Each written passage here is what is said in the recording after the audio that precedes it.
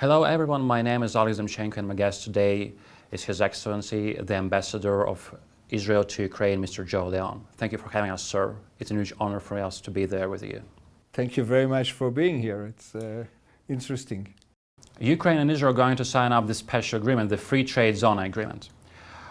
What will the trade relationship between our two countries look like? What may be the trade turnover between our two states, and what kind of segments of the economy will be affected? Okay, so let's begin with numbers. According to the experts, the free trade agreements in the next 5 years will increase the volume of trade by 15%, which means that we will have around $1 billion of trade between Ukraine and Israel. The main field, yes, for Ukraine, the main field are still agriculture, because 63% of Ukrainian exports to Israel is agriculture. It is very important for us to have this import from Ukraine. The fact that we have the free trade agreement will also increase the exports of Ukraine to Israel in these fields. For example, if I'm taking sunflower seeds for oil, that's a thing that for us in Israel will help to decrease the cost of living. Because by having more sunflower seeds coming in at a lower price, making oil for the people will have more money left. And again, on the other side, for Ukraine, if I'm taking fruits and vegetables coming from Israel, and again, making competition with other countries, lowering the price, because this one will be without tax, so the price will be lower, right. And then the competition will be, and at the end, the one who is feeling it, it's not only the macroeconomy, which will feel it because we are talking about more foreign currencies coming in both economies, but also the Mr. Normal in the street will feel it because it will lower the price. Earlier it was reported our two countries wanted to increase the circulation commodity, if I'm not mistaken, to $2 billion per year over the next 5 years. What kind of turnouts, what kind of Ukrainian products are Israeli really interested in? And what does the Israeli market need at this very moment? So yes, agriculture. Agriculture. Even though that we are a country where we can grow everything, we are so small that we cannot give to the people in Israel what they need. The needs have to be answered. So if we have a friendly country who is ready to give us the wheat that we need, to give us the corn that we need, to give us the chickpeas, yes, that we need. Hummus, it's something that we like in Israel. So if we can have chickpeas from Ukraine, it helps Israel. It helps Israel, and that's what we are interested. Now, on the other side, we are interested to help Ukraine to produce more. Mm-hmm. By having Israeli technology, Israeli agro-technical technology coming to Ukraine. So it will give you more production on a smaller field. The second field is, for Ukraine again, it's medical equipment from Israel. The moment that we are lowering the taxes in both countries on medical equipment, that Ukraine can import medical equipment from Israel without taxes or with a very low, as it is a part of the free trade agreement, it means that you will be able to import better technology, better medical equipment from Israel, and again, the one who will benefit, the life of the people will be better because the equipment is better. You're ready, for example, to modernize our factories or our industrial centers in medical sphere, also in agricultural sphere? That's a question of investment. Yes. That's another question. The question of investment is a question that we have to ask the public sphere. Private businesses, are the one who should be interested to do it. Our step is to help both countries' businessmen to have to make better business in each country. Ukraine is on the verge of passing a lot of laws in order to help the investors to come. Mm-hmm. I wish to see more Israeli investors coming to Ukraine. But again, the equipment that we are talking about, it's the private sector who is selling it. Yeah, but you're ready to say that, guys, please invest to Ukraine because is really space for investment in this country? I would say to the people asking me, yes, it is time to invest in Ukraine. You have to watch, of course, that the reforms are being done, that the course of the reforms is continuing. Right. That's of course, that I cannot tell the people to come and then the law will change tomorrow morning. But if the course that Ukraine is taking right now, yes, people should come and invest in Ukraine. You have everything. You are in a country in the middle of Europe. Oh, you're right. You have all the natural resources that somebody can dream about it. We have the best agricultural land in the world. So yes, that's the place. And you have great people. I love the Ukrainian people. Great minds, skilled people. Investments. You were thinking about investments by coming and investing in a factory or something like this. But Israelis are investing in the people of Ukraine right now. You have more than 11,000 engineers, software engineers, working for Israeli companies here in Ukraine. So instead of outsourcing to another country, we are outsourcing to Ukraine, giving jobs to Ukrainians. These Ukrainians have a better salary than the average and are putting this money again in the Ukrainian economy. So it's also a kind of investment. What about the military and defense cooperation between our two states? Previously, I read it that Israel is already supplying rifles for the Ukrainian army. And you also read that you're ready for modernizing our helicopters. But at the global level, could we bring closer our efforts in this issue? And I would say, like, we have factories and we have engineers. You have also the new technologies, and you also have the finance. Are there any, I would say, perspective and promising projects in this field? So the first thing is we are not supplying rifles to Ukraine. Mm-hmm. That's it's a fake information. It was a fake information. It was a fake information. Ukraine, the factories in Ukraine are making very good rifles. Mm-hmm. Some of them are under license of Israeli companies, but we are not supplying rifles to Ukraine. So that's one thing. The second thing is, and I hope that everyone understands, that it is not the place to discuss security and military issues in the mass media. Despite the fact of the visa liberalization between Ukraine and Israel, last year, 2018, the Israeli authorities have deployed 1,000 of Ukrainians on the border without any explanation. And you say that you're fighting with the illegal migrants. But in fact, that the majority of people which were stood on the border, it was the ordinary Ukrainian tourists. And mostly the percentage of these illegal migrants from Ukraine is low.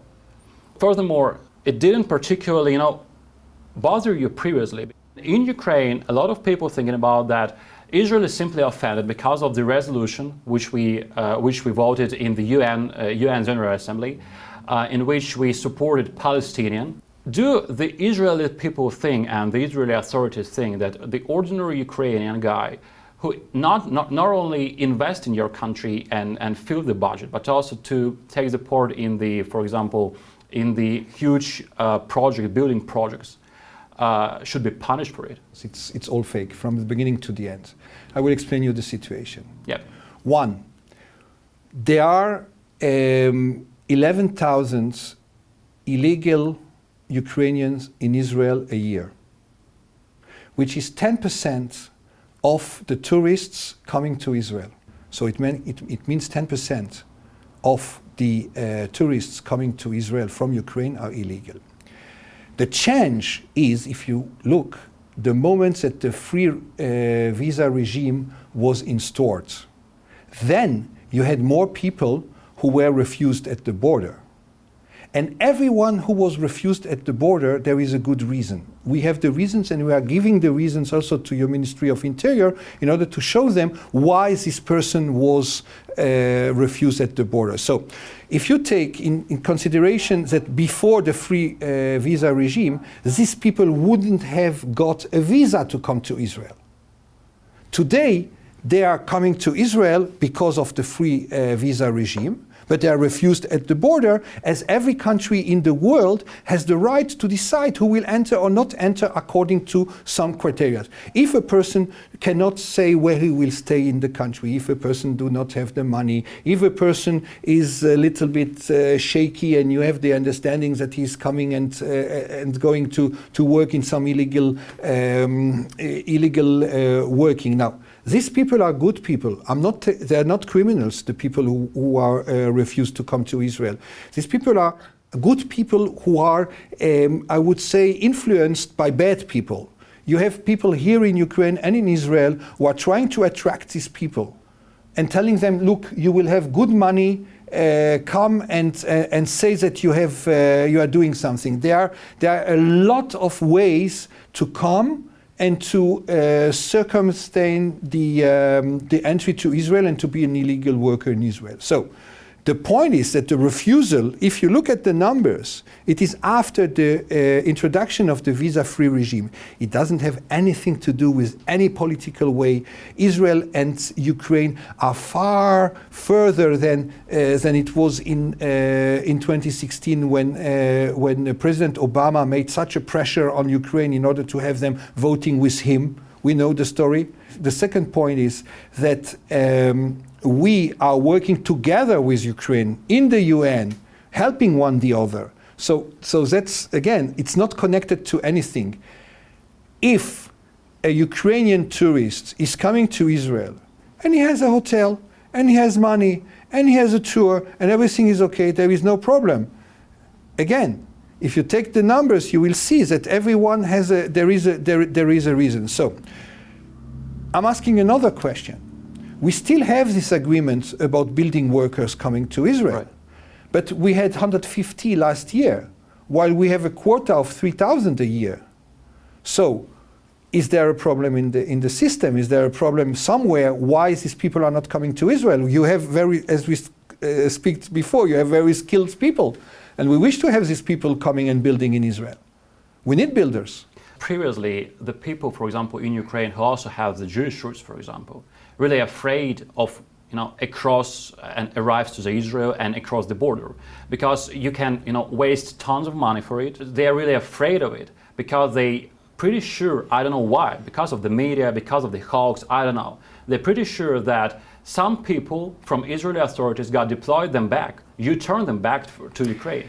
Look, again, Israel is open to Ukrainian tourists. A fact is that we have 110,000 tourists coming to Israel.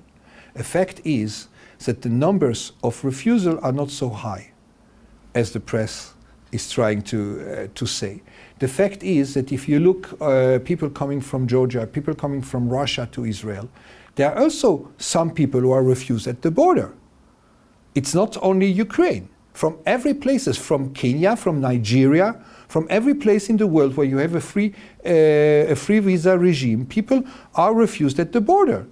And if you look in the United States, the number of people who are refused at the border, if you look in Europe, there is every time there is something, there is a reason. And each person who was refused, or the entrance was refused, there is a reason, and the reasons were given in a commission that we have with Ukraine in order to try to see what could be done.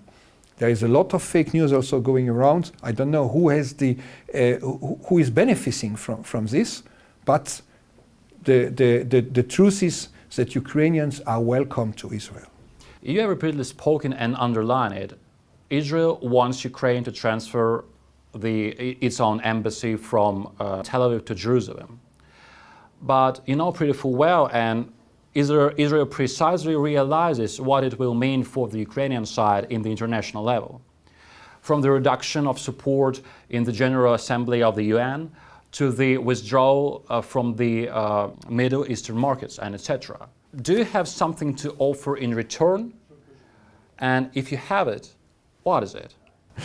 You know, that's again a thing that we won't discuss in public. Mhm. I can only give you the example of what I have read in the newspaper about Brazil, who is who wants to move the embassy. Again, the moving of the embassy is nothing that you can do in one day. Of course, it's a process, need of logistics, need of preparations, and so on. Brazil moving the embassy, there was, according to the mass media, that more aluminium will be bought from Brazil in order to compensate the market of the beef that they will lose. It's an open discussion. It's an open dialogue. And I hope that we will be able to open this dialogue with Ukraine in order to see if there is a possibility to move the embassy. You know, moving the embassy to Jerusalem is the right thing to do. Jerusalem will be the capital of the State of Israel. It was decided in 1948 that it is the capital of the State of Israel by an independent state declaring its independence and declaring that it is its capital. But why is Jerusalem our capital? If you go to Jerusalem, and we're talking about tourism, so come to Jerusalem, you will feel in every step this city of Jerusalem, the connection of the city of Jerusalem with the Jewish people.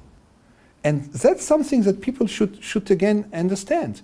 I know that the politics wanted that the Arab countries have the majority at the UN. So they decided it cannot be your capital.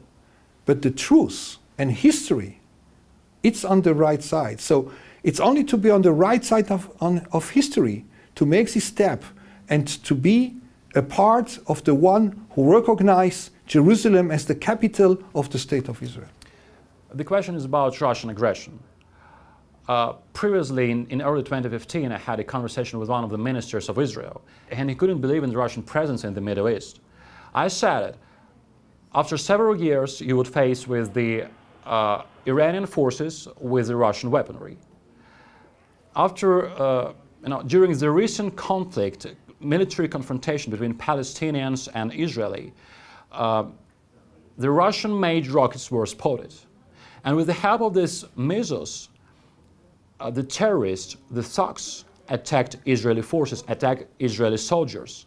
Do you perceive it as a fact of the Russian aggression against Israel? Or you still do not and cannot believe that the Russian Federation will be able to provoke the conflict on your border? I believe in the Iranian aggression. I believe that Iran is the core problem, not only of the Middle East, but of the whole world. Iran is trying to build caliphate, but not a caliphate like ISIS or something very that you could fight. They have the means, they have the ideology, they have the places, and they are fomenting troubles all over the Middle East in order to get and to accomplish their wish. Iran as an enemy of the West, Iran as an enemy of the State of Israel, which is saying every couple of weeks that the State of Israel has to disappear. Iran is not recognizing the existence of the State of Israel or the right of the Jewish people for self-determination. We are talking here about somebody who wants to destroy completely the State of Israel and the Jews living there, and then make the second move to the West. And the world should understand that it is not only about nuclear weapons with Iran, it is about everything. It is about normal missiles, it is about rifles, it is about terror, it is about supporting terror organizations, and that's the threat. The real threat in the Middle East and for the world is Iran. You said about Iranian threats, but what about the Russian-made rockets in the first place, missiles? And the second one, what about the secret Iranian bases in Syria, which under an umbrella, the defense umbrella of the Russian side? Again, there are no secret bases of Iran in Syria because we know where are the bases, so they're not so secret. Iran has bases in Syria. Iran is on the Israeli border. Iran is financing Hezbollah, who is the Lebanese Shiite terror organization. Hezbollah just built 6 tunnels, but not tunnels, like something to smuggle. tunnels where you had the size of 16 tanks who could come through. I mean, it's something incredible what was built there with Wi-Fi inside. All this with Iranian money. So the threat of Iran on our northern border, on our eastern border, Iran supporting the Hamas terror organization in Gaza, this is what Israel is worrying about. But don't you really think about this threat from the Russian side on your border and its help for the Iranian troops? I'm talking about Iran. I'm talking about the Iranian bases there. I'm talking about the one who are doing things against Israel. The one who are attacking Israel are the Iranians. Okay. Could the sanctions against Tehran lead to aggression against Israel? The sanctions are working. Iran is understanding that they have to put their money, is it? Maybe to help the people there and not only in military supplements. If we are afraid of an attack of Iran, Iran is attacking Israel every day. I mean, every attack that you see, Iran is behind it. So there is nothing new. And if the Iranian chief of or general is saying that he wants to destruct Israel, we take it very, very seriously. So the way that we see now is to have more sanctions on Iran, is to have Iran understand that they have something to lose. And that's the way to do it. It will put on the buttons of the other countries to put the other sanctions, the mightier sanctions against Iran? The countries, the United States began now Right. with the sanctions. There are secondary sanctions who are also in term. You see that big companies are leaving Iran. You see that the big companies, they don't want to take, if they have to choose between making business with Tehran or making business with Silicon Valley, I think that they know how, where to choose. What about the European partners? European are also leaving. Total, I heard French companies leaving Iran. So they are doing it because they understand it's business. It's business. So the sanctions should continue on Iran, and this will help to curb them in order not to have the nuclear development there. But as I said before, of course, nuclear development it's a nightmare. But the problem is not only nuclear. The problem is with the conventional weaponry that they have. The problem is that they are on the Israeli border with conventional weapons. Will the withdrawal of the US troops from Syria and improving the Turkish position in this region help the Israel to hold back their own rivals? I don't know. It's a tricky question. We have to see what will be. You know, prophecy is not given to anyone nowadays, and we have to see. We know that the Americans gave us guarantees openly, and you heard it.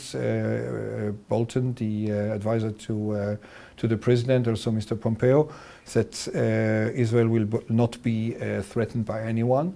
So we have the American guarantees, and it is an American decision. It is a decision of the president, and we respect the decision. Do you have, at this very moment, the mightier dialogue with the Turkish partners, or not? That's also a good question, and I don't know. I really don't know where we stand with Turkey. Once Netanyahu said, maybe we are in better time because he only called me with bad names 2 times a week now and not 3 times a week. So maybe we are in better times, I don't know.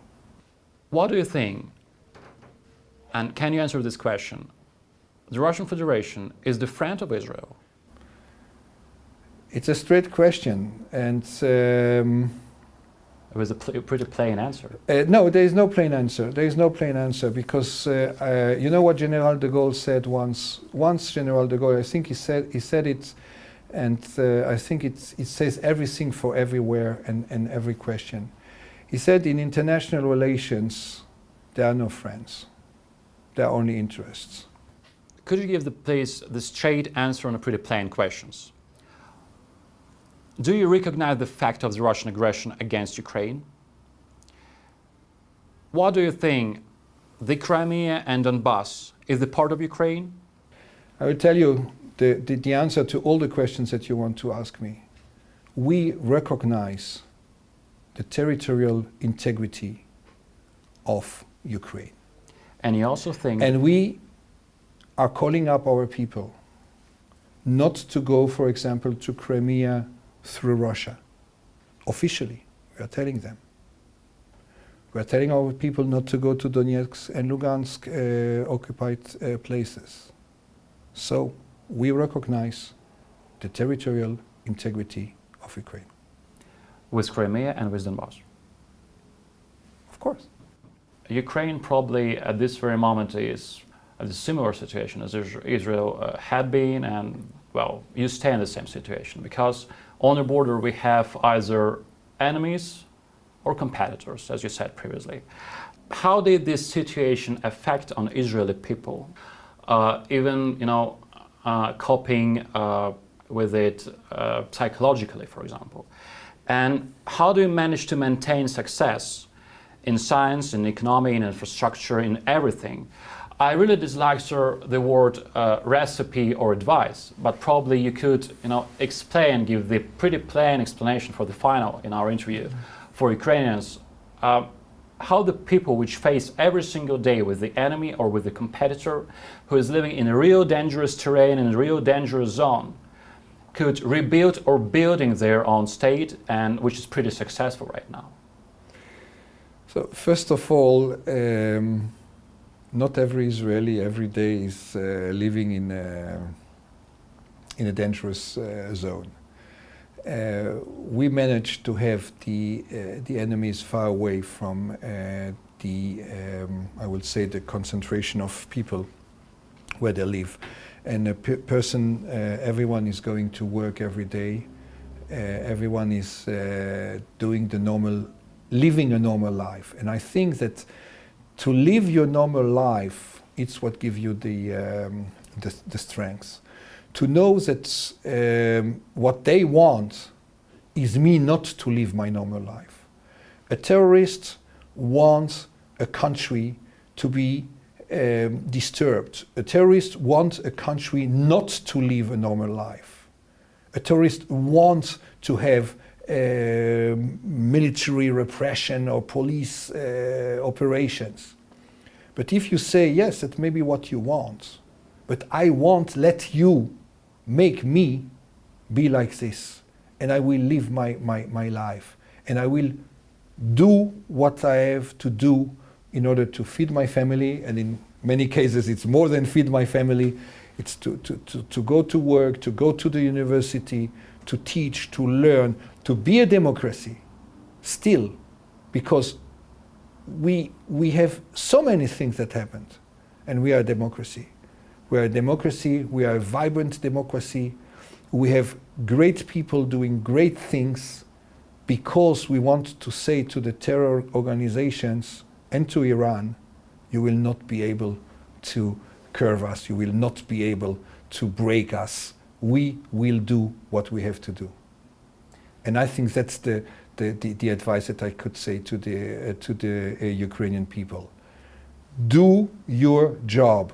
Go to work, live your life, be happy, and show to your enemies that they won't be able to disturb your normal life. It was His Excellency, the Ambassador of Israel to Ukraine, Mr. Joel Lion. Thank you so much. Thank you very much.